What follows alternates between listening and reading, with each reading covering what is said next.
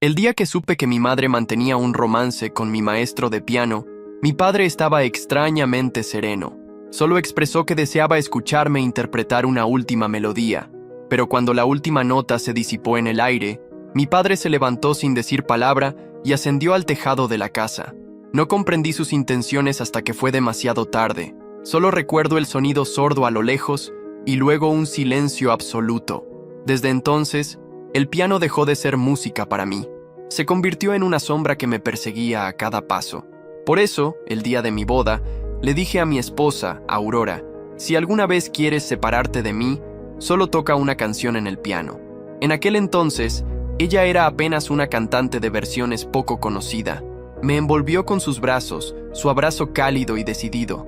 Tranquilo, murmuró. Nunca habrá un piano en nuestro hogar. 5 años después, Aurora era una estrella, una compositora que dominaba las listas de éxitos. Cuando una marca de lujo le propuso un contrato publicitario que requería tocar el piano en un anuncio, lo rechazó sin vacilar. Al ver la conferencia de prensa, al notar la resolución firme en sus ojos, pensé para mí, así es el amor verdadero.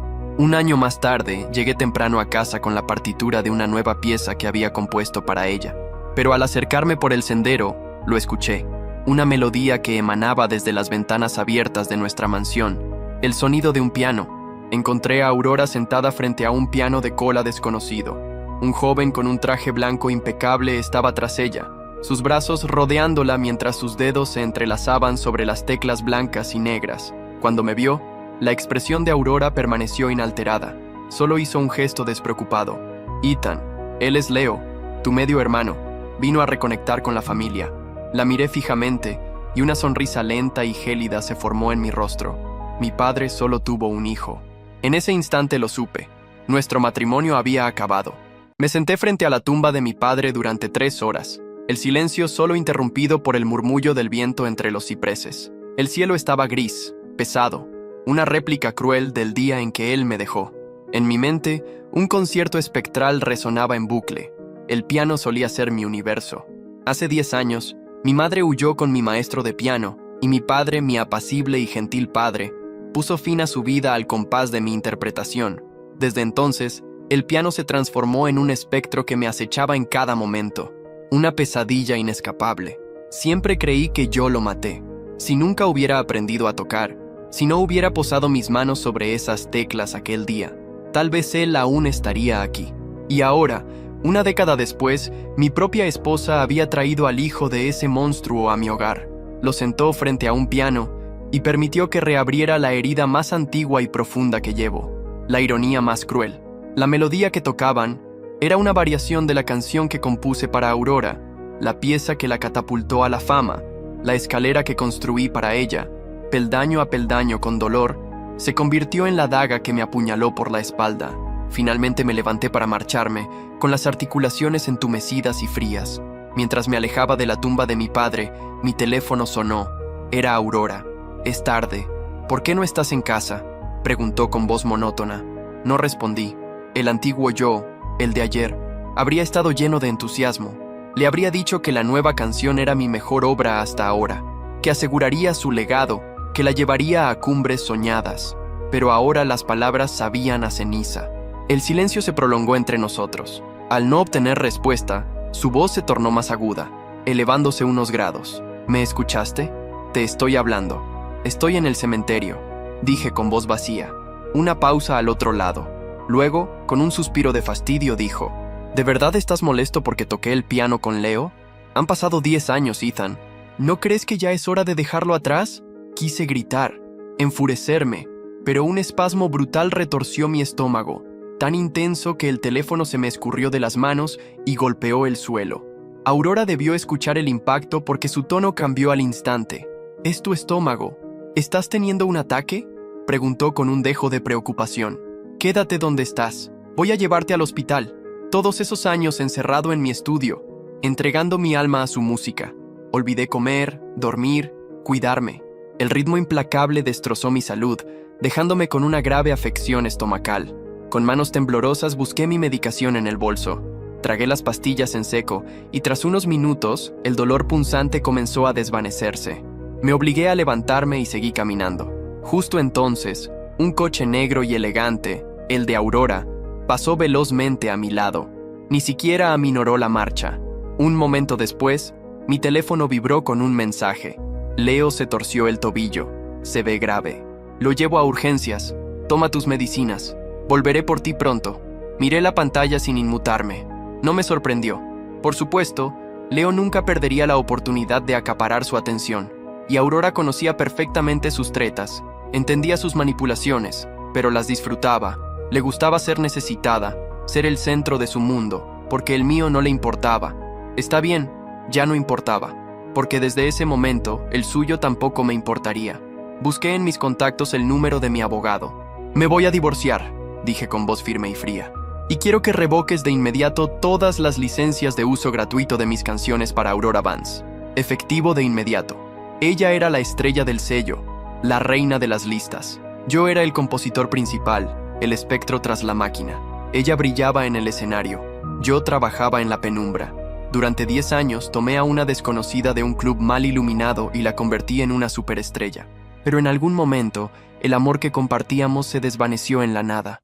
Aurora no regresó esa noche, tampoco llamó. Naturalmente, no pregunté. A la mañana siguiente, escuché una llave girar en la cerradura. Entró exhausta, con ojeras oscuras bajo los ojos. El tobillo de Leo estaba muy mal, no podía valerse por sí mismo, así que me quedé con él en el hospital, explicó con voz agotada.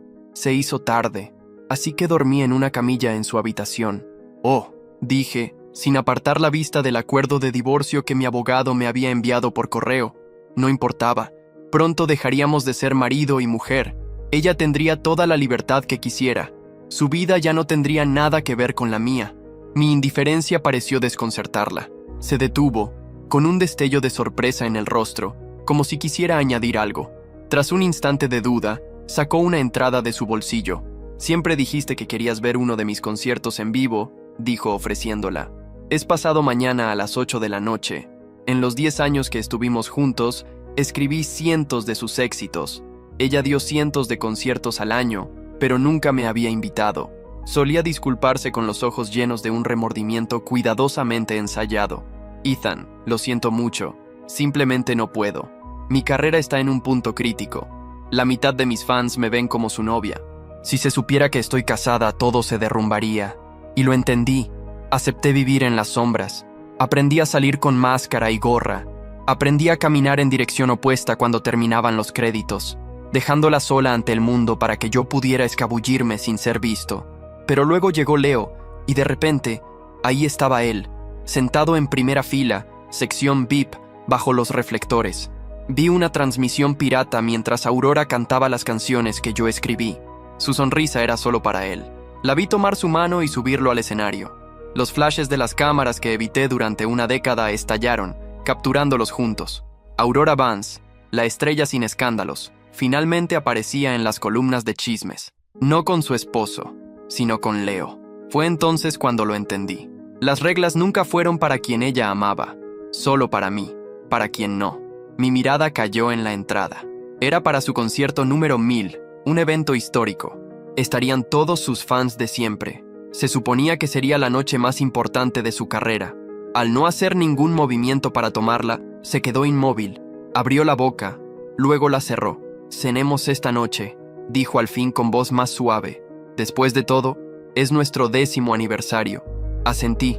No había razón para negarme. Era apropiado. Un día perfecto para cerrar definitivamente una década de mi vida. Llegué puntual al restaurante con los papeles del divorcio recién impresos en mi maletín. Al abrir la puerta de nuestra sala privada, lo vi, Leo sentado junto a Aurora. Me di la vuelta para irme, pero ella me tomó de la muñeca. «No te vayas», suplicó. «Leo es una buena persona. De verdad quiere arreglar las cosas contigo. Solo quiere que dejes el pasado atrás». Un temblor recorrió mi cuerpo. Mis uñas se clavaron en las palmas de mis manos. El dolor era una distracción bienvenida. Dejarlo atrás. Quería que perdonara a los dos, al padre y al hijo que destrozaron mi mundo. Perdonar al hombre que llevó a mi padre al suicidio. Nunca. No en esta vida. Si realmente no tenía malas intenciones, ¿por qué ayudó a destruir un matrimonio? ¿Por qué acorraló a mi padre sin salida? ¿Y por qué él y mi madre se apresuraron a construir su nueva vida cuando el cuerpo de mi padre aún estaba frío en la tumba? Reprimiendo una oleada de furia violenta, saqué el acuerdo de divorcio de mi maletín y se lo lancé a la cara. Los papeles cayeron sobre la mesa entre nosotros. «Fírmalo», dije con aspereza. Las palabras «acuerdo de divorcio» me miraban desde el papel. Su rostro palideció. Luego se endureció. «Ethan, ¿qué significa esto? ¿Qué podría significar?» «Significa que se acabó». A su lado, Leo le lanzó una mirada nerviosa. Su voz temblaba patéticamente. «Hermana Aurora, parece que el hermano aún no me perdona. Tal vez debería irme. No quiero causar problemas entre ustedes». Sollozó, con los ojos enrojecidos. «Lo sé. En su corazón siempre seré un pecador». Ni siquiera me da la oportunidad de redimirme. Y eso fue todo lo que necesitó. Aurora saltó a defenderlo al instante. Los pecados del pasado no tienen nada que ver con él. Es solo un joven, Ethan. ¿Por qué te aferras tanto a eso? Solo un joven. ¿Y qué era yo cuando mi padre murió ante mis ojos? ¿No era yo también solo un niño? Piensa lo que quieras, dije con voz desprovista de emoción. Solo firma los papeles. Al ver mi determinación, su expresión se tornó gélida. Me fulminó con la mirada. Luego tomó un bolígrafo y firmó con fuerza sobre la línea. «Está bien», espetó, empujando el documento hacia mí. «Si quieres ponerte difícil, yo también sé jugar». Mientras salía de la sala, escuché su voz suave y reconfortante, consolando a Leo mientras comenzaba a sollozar. Antes, ese sonido me habría destrozado el alma. Ahora solo sentía un profundo y liberador alivio. Mi abogado llamó un momento después. «El acuerdo de recuperación de derechos está listo. Lo enviaremos a sus representantes pasado mañana». La idea de que Aurora recibiera ese aviso el día de su concierto número 1000, el clímax de su carrera. No pude evitarlo. Me eché a reír. No fue una risa fuerte, ni de triunfo. Fue esa risa que nace del cansancio profundo, del vacío. La risa de alguien que por fin soltó una cuerda que llevaba demasiado tiempo tensada. El sol de la tarde iluminaba los vitrales de mi estudio cuando mi abogado colgó. El contrato de derechos estaba oficialmente revocado.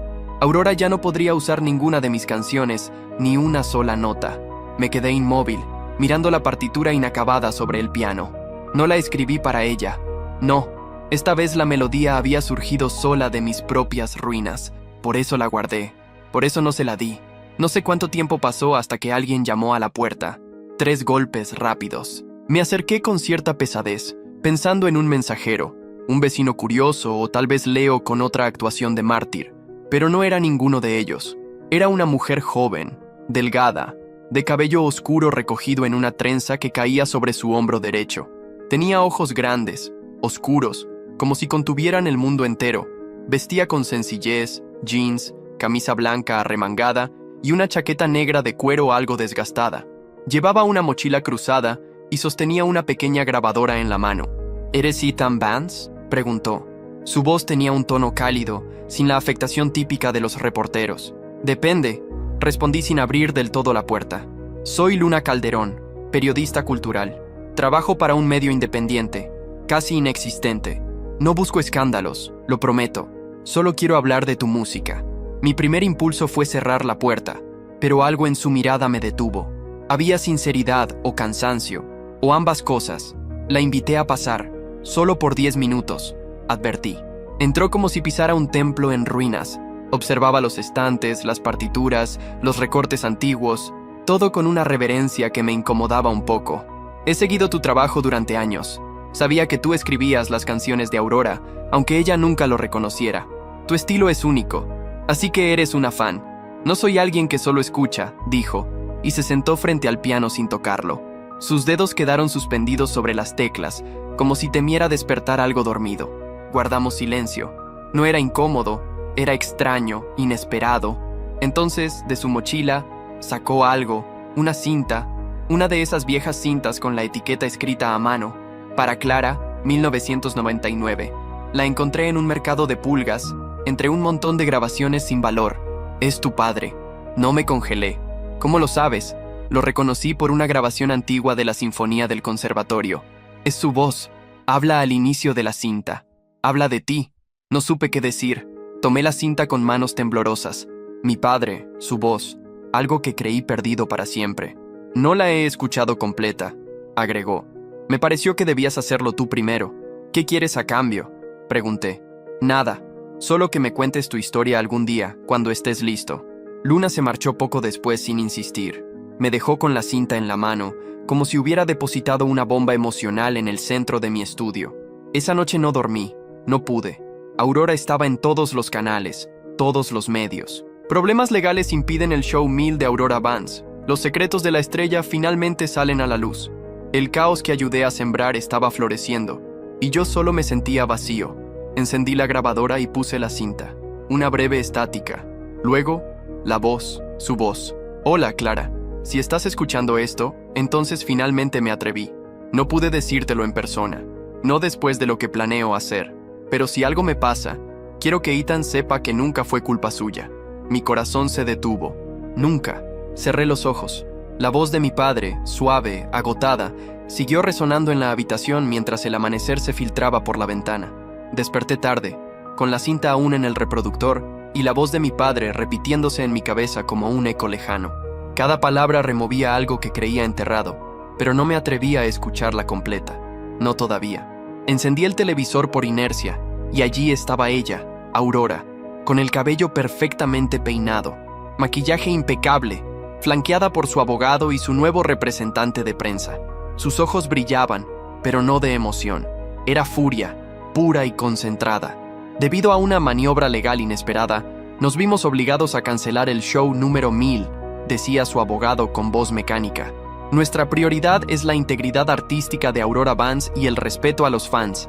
Sin embargo, lamentamos profundamente las acciones del compositor Ethan Vance, cuya decisión unilateral afectó no solo la carrera de la artista, sino también la de cientos de profesionales involucrados. Aurora no dijo nada, solo miraba al frente como una estatua de mármol, fría, bella, vacía.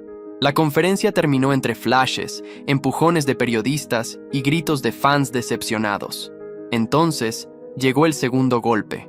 Un periodista con voz urgente interrumpió la programación para anunciar lo siguiente. Hace solo unos minutos, Leonardo Vance, supuesto medio hermano del compositor Ethan Vance, publicó en sus redes un comunicado donde expresa su dolor por la actitud de Ethan y confirma que lanzará un álbum solista con versiones propias de las canciones que escribió junto a Aurora. La pantalla mostró a Leo, peinado con cuidado, con un blazer blanco, lágrimas en los ojos.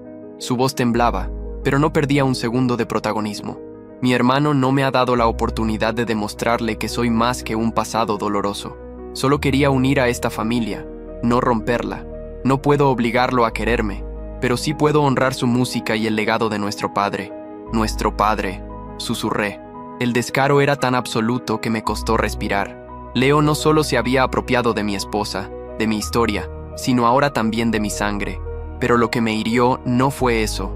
Fue ver a Aurora justo detrás de él, con la mano sobre su hombro en señal de apoyo. Apagué el televisor. El estudio se convirtió en un sepulcro de silencio. Me senté frente al piano, abrí la tapa y dejé que mis dedos rozaran las teclas sin intención. El sonido era sordo, hueco. Ya no podía tocar, no después de eso. Minutos después, Luna volvió a aparecer. No la escuché entrar. Solo noté su presencia cuando sentí su sombra sobre mí. Giré la cabeza lentamente. ¿Estás bien?, preguntó con cautela. Estoy despierto, respondí. Supongo que eso ya es algo. Luna se sentó sin pedir permiso. No traía su grabadora, solo una bolsa de papel con 2 cafés y una media luna. El gesto me desconcertó. Nadie me traía desayuno desde que Aurora lo hacía en los primeros días, cuando aún éramos reales. ¿Viste las noticias?, pregunté sin mirarla. Sí, y también vi lo que dijo Leo. No tienes que cargar con eso solo. Luna, ¿por qué te importa? No me conoces. Te escuché durante años, dijo con suavidad. Y ahora te estoy conociendo de verdad. Si no te importa, quiero quedarme un rato. No dije nada, solo asentí. Ella abrió su mochila y sacó un cuaderno. Dibujaba algo, líneas simples, sin pretensión, mientras yo me perdía en mis propios pensamientos. Luego me mostró el dibujo. Era el estudio con el piano al centro y una figura sentada con los hombros caídos. Así te veo ahora, dijo, pero también veo lo que puede ser. Por primera vez en mucho tiempo, bajé la guardia. Me dejé mirar, me dejé sentir. Luna no preguntó sobre la cinta. No me presionó para contar más, solo estuvo ahí. Y eso fue más de lo que cualquiera me había ofrecido en años. Al atardecer, Sonó una alerta en mi celular. Una nueva notificación. El sello discográfico de Aurora había lanzado una campaña para posicionar a Leo como la nueva voz de la verdad emocional. El video promocional usaba un fragmento instrumental de una de mis canciones más íntimas. No una canción publicada, sino una maqueta, una que solo existía en mi ordenador privado. Miré a Luna con los ojos helados. Alguien me robó. Entraron a mis archivos. Ella se quedó en silencio por un segundo. Luego dijo: entonces hay que entrar en los de ellos. No dormí de nuevo. Esa madrugada, el estudio se convirtió en un campo de guerra mental. Me quedé sentado en el piso, rodeado de papeles, discos, memorias de un pasado que había intentado mantener sellado. Luna se quedó conmigo. No hablamos mucho, solo compartimos el silencio como dos soldados exhaustos que ya no necesitan palabras. Al amanecer, tomé una decisión. Voy a volver a la casa, dije, casi sin reconocer mi propia voz. ¿La casa de tu infancia?, preguntó Luna, levantando la mirada del cuaderno. Asentí. Todavía la tengo. No pude venderla. No pude entrar. Desde que pasó. Luna no hizo preguntas, solo dijo: voy contigo. Condujimos durante 1 hora. El camino era largo, bordeado de árboles que habían crecido más altos de lo que recordaba. La casa estaba igual, pero al mismo tiempo irreconocible. La pintura se había desgastado. El portón chirrió al abrirse. Las flores del jardín, las malditas rosas blancas, seguían allí, como si el tiempo no las tocara, o como si las alimentara. Llevaba años evitando ese lugar, años sin mirar hacia arriba, hacia ese tejado, pero esta vez no desvié la mirada. La llave tembló en mi mano al girarla. La puerta se abrió con un suspiro largo, como si la casa exhalara al verme volver. Entramos. El aire olía a encierro, a madera húmeda, a polvo y a algo más, a recuerdos que se habían quedado flotando en los rincones. Cada habitación era una cápsula del tiempo. La cocina con sus azulejos celestes, el salón con las cortinas beige que mi madre eligió, el piano vertical en la sala principal, cubierto por una tela que lo protegía del polvo o de mí. Subí al 2.º piso. Mis pies conocían el camino, aunque mi mente se resistiera. Frente a la puerta del estudio de mi padre me detuve. Era la única que siempre estuvo cerrada con llave. ¿Ahora tienes la llave?, preguntó Luna. Negué con la cabeza. Ella sacó un clip de su bolso. Sin preguntar, se arrodilló y comenzó a trabajar en la cerradura. La miré sorprendido. Una vez cubrí un reportaje sobre hackers. Aprendí más de lo que debía, dijo con una sonrisa fugaz. Clic. La puerta se abrió. El estudio era una cápsula intacta. Una mesa con partituras, un tocadiscos antiguo, una silla con la tapicería gastada y sobre la estantería una caja de madera tallada con mis iniciales grabadas. La tomé con manos temblorosas. Dentro había cartas, fotos, una pluma estilográfica y otra cinta. Esta no tenía etiqueta. Luna y yo nos sentamos en el suelo frente al pequeño reproductor que habíamos traído. Puse la cinta. La estática llenó el cuarto, seguida por la voz de mi padre. Si estás escuchando esto, Ethan, significa que no tuve el valor de decírtelo cara a cara. Mi estómago se retorció. Hay algo que debes saber sobre tu madre y sobre Leo. Luna me miró tensa. Durante años sospeché que Leo no era hijo de tu maestro de piano, que tampoco era su hijo legal. Clara y yo tuvimos una crisis, y hubo alguien más. Nunca quise saber la verdad. Tenía miedo, pero lo sospeché, y ese miedo me devoró. Pausa. Respiración pesada. Tal vez no fue la traición. Tal vez fui yo, mi silencio, mi cobardía.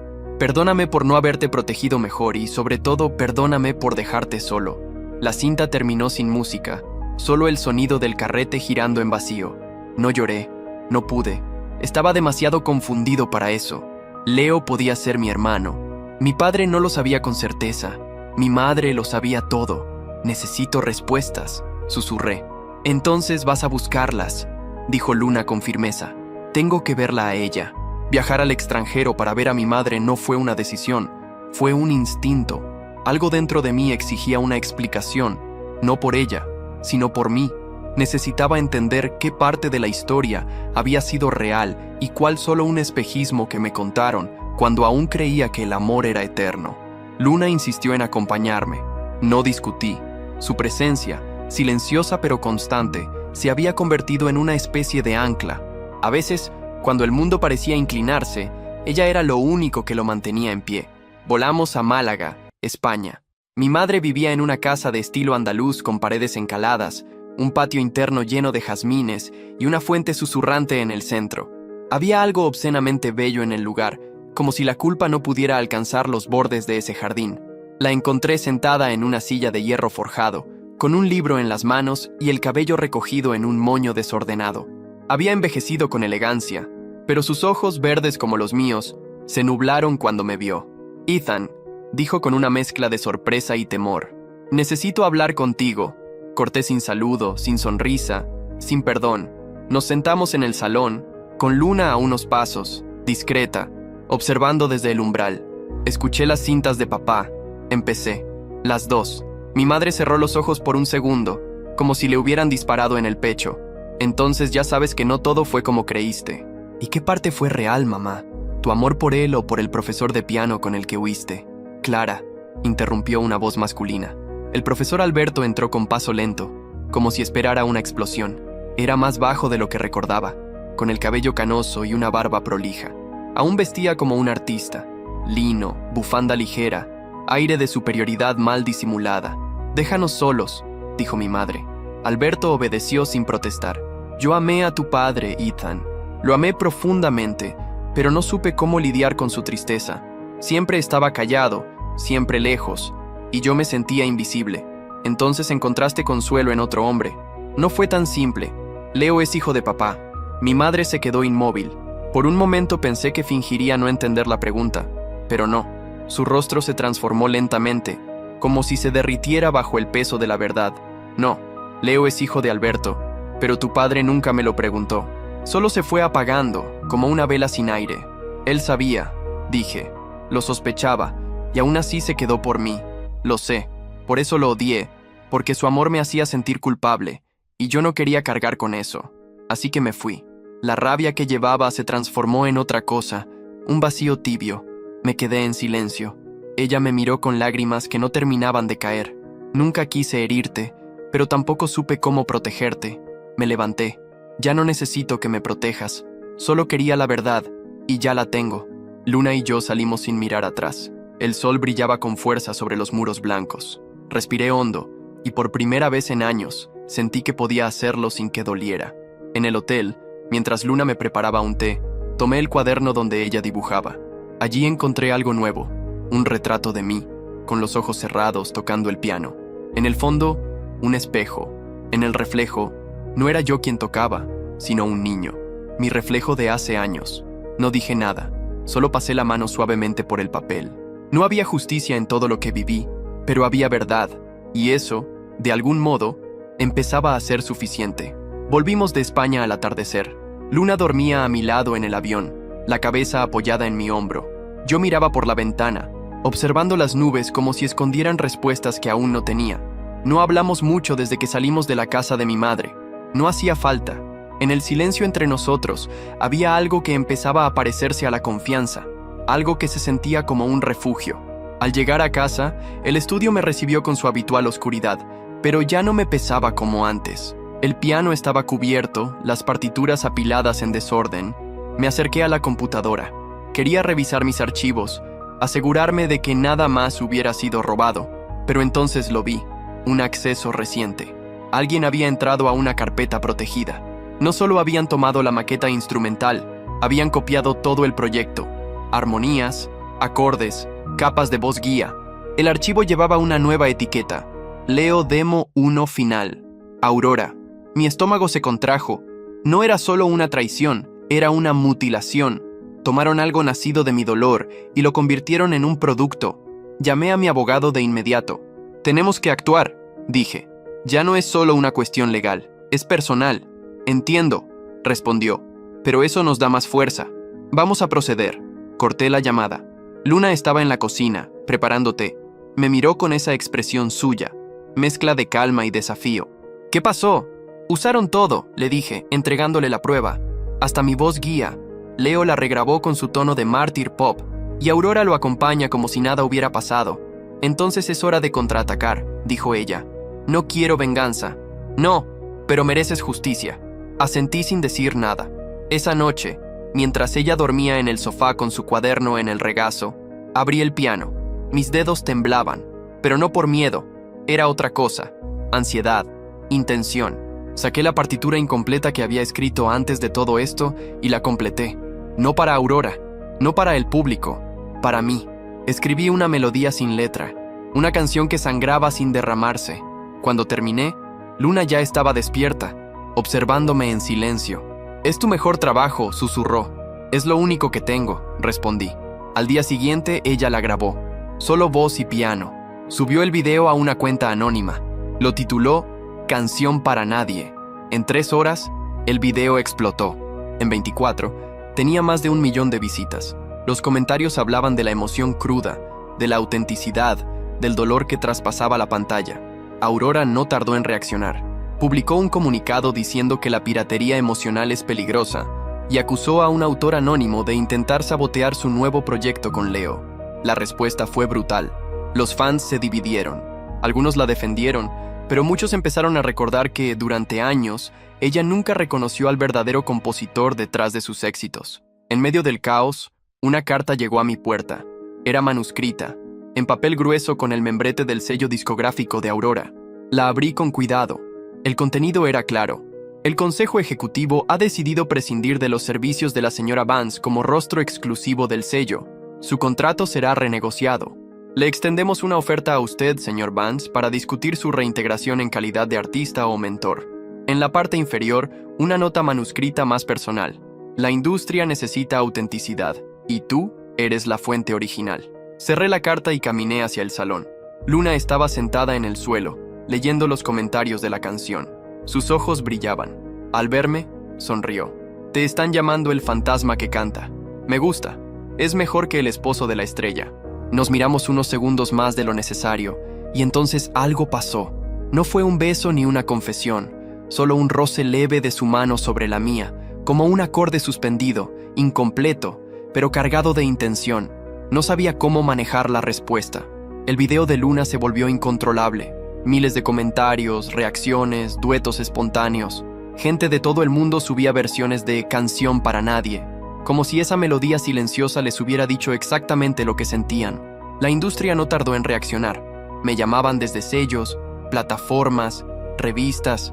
Querían saber quién era el compositor detrás de la canción viral. No respondía. No todavía. La única persona a la que quería escuchar era a ella, Luna. En la madrugada, me encontraba en su habitación improvisada del piso de arriba, observándola dormir con la calma que solo tienen los que aún no han sido devorados del todo por la vida. Su cabello suelto caía como una cortina oscura sobre la almohada y sus labios estaban apenas entreabiertos. Me pregunté qué soñaba, si lo que compartíamos se estaba convirtiendo en algo más o si yo simplemente necesitaba un refugio. Pero ese pensamiento se interrumpió con una nueva alerta en el celular. Leo y Aurora lanzan el primer sencillo de su álbum conjunto. El título era un insulto en sí mismo, Renacer. Vi la portada. Eran ellos en blanco y negro, tomados de la mano, con rostros serenos, Aurora mirando al frente, Leo con los ojos cerrados, y entonces escuché la canción. Reconocí los acordes desde la primera nota. Eran míos, modificados, disfrazados, pero míos. Hasta el silencio entre notas llevaba mi huella. Habían alterado la armonía lo suficiente para esquivar legalmente el plagio. Pero era mi melodía, la que escribí tras escuchar la primera cinta de mi padre, la que nació de mi duelo. La furia me dejó sin aliento. Más que traición, era una profanación. Fui a buscar a Luna. Estaba en el jardín, descalza, leyendo el cuaderno de comentarios de la canción. Cuando me vio, supo. ¿Qué pasó? La canción, la robaron. Usaron la estructura, los compases, hasta las pausas. La que escribiste después de Málaga. Asentí. Sus ojos se endurecieron. Cerró el cuaderno. Ya no basta con canciones. ¿Qué propones? Te están pidiendo que hagas. Hazlo. No desde el rencor, desde el corazón. Guardé silencio. Luego, lentamente, asentí. Horas después, estaba sentado frente a una cámara. Un fondo neutro, luz tenue, solo yo, un piano y una grabación en vivo. Luna preparó todo con un profesionalismo que me sorprendió, pero también con ternura. Presionó grabar. Mi nombre es Ethan Vance. Tal vez no me conozcan, pero seguramente han escuchado mi trabajo. Miré a la cámara por primera vez sin miedo. Durante más de una década, escribí canciones para una persona a la que amaba. Ella las cantó, las llevó al mundo y me pidió que permaneciera en la sombra. Lo hice por amor, por lealtad y por cobardía. Hice una pausa, pero ya no. Entonces toqué, no la canción viral, no la robada, una nueva, compuesta la noche anterior, escrita con cada fibra que me quedaba, una carta musical para mi padre, para mí mismo y para lo que quedaba del amor. Cuando terminé, Luna detuvo la grabación. Había lágrimas en sus ojos. No dijo nada, solo me abrazó con fuerza. Su cuerpo temblaba, o quizás era el mío. Subimos el video a mi nombre, sin sello, sin campaña. En menos de una hora, colapsó mi sitio web. La gente no quería escándalos, quería verdad, y yo, sin esperarlo, me convertí en un símbolo de algo que nunca busqué: integridad en un mundo de fachadas. Al día siguiente, recibí una llamada, una oferta, una propuesta para ser mentor de una nueva artista en el sello que una vez fue de Aurora. Y no solo eso, tenemos en la mira a alguien, dijo el ejecutivo. Su nombre es Luna Calderón, y creemos que puede llegar muy lejos si tiene el maestro adecuado. Me quedé en silencio. Luego sonreí. Ya lo tiene. El cementerio seguía exactamente igual. Los mismos cipreses altos, el mismo silencio punzante entre las lápidas, el mismo banco de hierro frío frente al nicho donde descansaban los restos de mi padre. Aquel lugar no había cambiado, pero yo sí. Volví con Luna. No insistió, solo me acompañó en silencio, con una flor blanca en la mano. No una rosa, un lirio, puro, limpio. Nos detuvimos frente a la tumba. Las letras en la lápida parecían más pequeñas ahora, menos imponentes. Decían lo de siempre: nombre, fechas, y esa frase absurda que eligió mi madre: siempre en paz, una ironía amarga. Me senté en el banco. Hola papá, dije sin esperar respuesta. Ya no sé si vine a pedir perdón o a perdonarte. Quizás ambas cosas. Luna se quedó de pie a mi lado. No me interrumpió. No se movió. Yo también me rompí como tú. Lo entendí tarde. Pasé años creyendo que eras el fuerte, que yo era el débil. Pero los dos nos caímos, solo que tú no pudiste levantarte. Yo aún lo intento. Cerré los ojos. El viento movía las hojas secas del suelo. Sonaba como un aplauso lejano, como una ovación triste. Entonces Luna susurró: ¿puedes tocar para él? Asentí. Dentro del mausoleo había un piano antiguo. Nadie lo tocaba desde hacía décadas. Lo recordaba de niño. Era de cola, oscuro, elegante, con una funda roja bordada.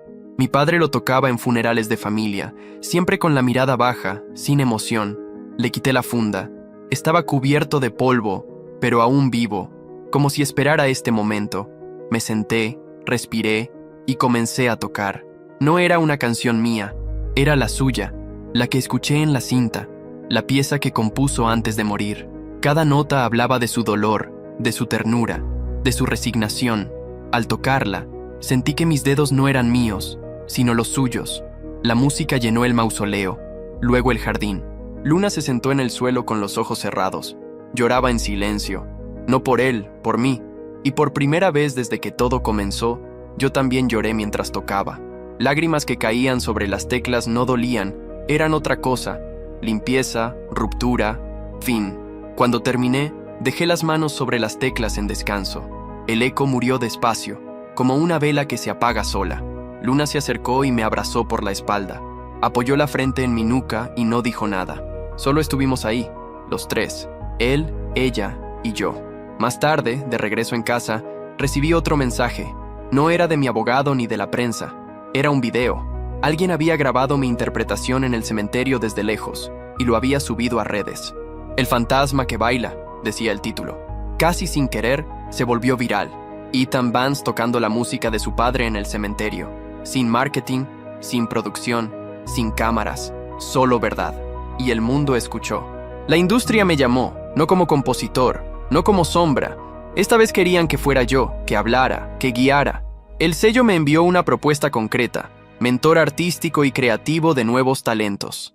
Y junto a eso, una sugerencia: presentar en vivo la canción original, Canción para Nadie, en una gala especial. No lo pensé dos veces. Quiero que la cantes tú, le dije a Luna esa noche.